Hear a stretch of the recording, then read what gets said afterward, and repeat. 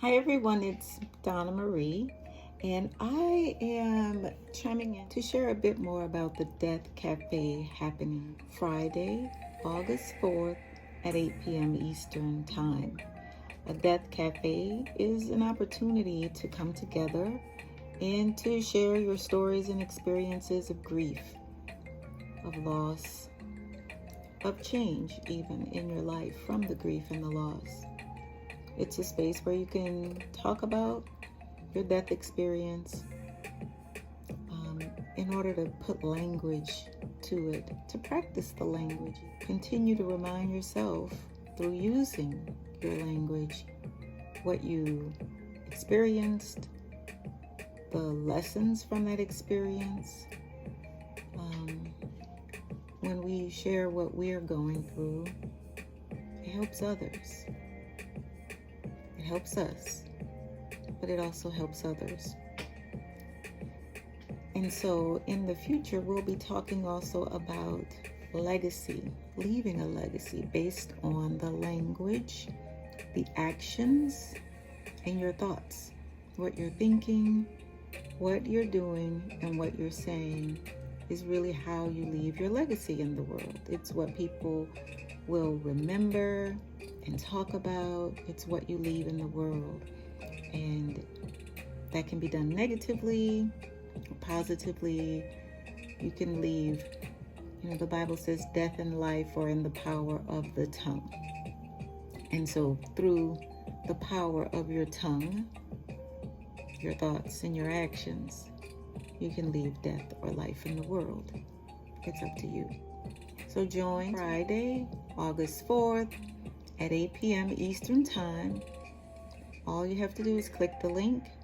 It will bring you right into the Zoom call where we can have a live discussion. There will be no advice given. There might be some discussion. If you have a question and you want advice, you can ask for advice.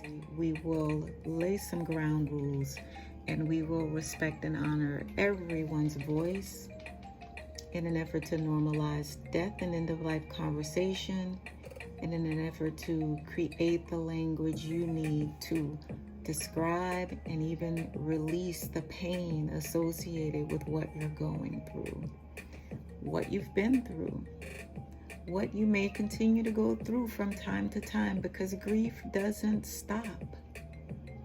Grief, when we lose a loved one, it doesn't stop. It's always there. And throughout life, experiences that create grief are always there. It could be graduating from school, from college, from high school, and then going to a new grade level or a new college, or starting a new job, and then retiring, and then having an empty nest. And all of those different phases of our life are associated with some form of grief. And through every phase of life and through all of our grief, I will say grief is not an emotion that we can control. It's a natural occurring emotion. We can control our feelings about that emotion, but it's very important to process the emotion, to feel the emotion, and to really monitor your thinking and your internal conversations and what comes out of your mouth. It's really important to monitor that, because all of that really will be a indication for you, if you're listening to yourself, feeling what you're going through, hearing what you're saying. It's an indication of how you will be living your life. And so if you hear yourself frequently saying, "Oh, I can't do this anymore," "Oh, this is too hard," then that is the way things will appear for you in your life, because that is what you're telling yourself. If the message is different and you're saying, "I know I will make it through," or "I am making it through, and I'm confident that I'll be to the other side. Life is amazing. There are no issues. There's just lessons to learn. A whole different outcome will come to your life with that type of attitude as well. But it won't just come to your life. Others are watching.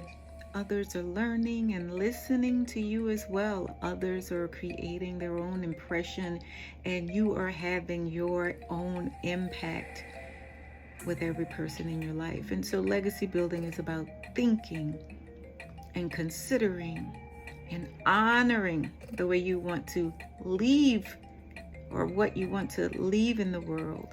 And you do that by intentionally changing or creating a way of living the life you want. Long-winded conversation here. I didn't have a podcast episode to post this month. I actually do have lots. I'm having lots of conversations.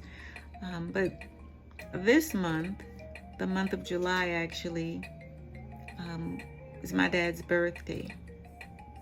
July 31st was his birthday. My father died in 2014, 9 years ago.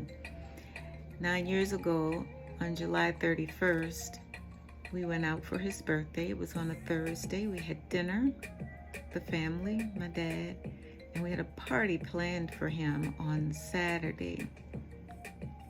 On Friday, the day after his birthday, he was rushed to the hospital. So Saturday, there was no party because he was still in the hospital. He was also there Sunday. My daughter and I took pictures, prayed with him, and then I left to return home because I was in town for a short period of time to celebrate his birthday, or to attend his party, really. And I celebrated him all the time. But by Monday, he died. When I landed back in the DMV or DC area, my niece sent me a text, and when I landed, I received it, and the text was that Grandpa died. Everybody called my dad Grandpa after years. And, after he became a grandpa and the kids became grown, and rather than saying Daddy, we all said Grandpa. Anyway, so the reason I chose to have this Death Cafe on August 4th is because 9 years ago was the day, August 4th, when my father died. When, or after his death, is when I realized that I've always been a death doula, always.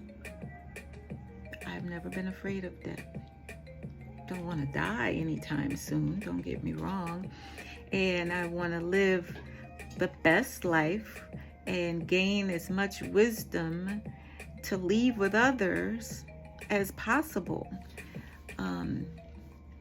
And so, no, I don't want to die right now or anytime soon. But I know that one day I will die. And so in this moment, I do what I can to be kind to myself first and foremost, and to make sure that I am creating a positive and healthy internal environment, because that internal environment is what will be exhibited and displayed in the real world. That is what will be displayed and exhibited in your walk and your talk, and the way you think and the way you see the world and interact with the world. And that in turn impacts the lives of others. So the more well you are, the more you are a well-being on the inside, the more well you are as a being on the outside and in the lives of others. So again, looking forward to the Death Cafe. I hope that you are willing to join us in conversation. And even if you don't have anything to say, join by being present. Join in silence. There might be lots of silence. Sometimes there's lots of silence, and silence is always okay. So again, August 4th, 8 p.m. Eastern Time. The link is in my bio. The link will bring you directly to the Zoom discussion. There will be no registration. You're gonna go right into Zoom and we can start. I look forward to opening the room and welcoming you. Namaste.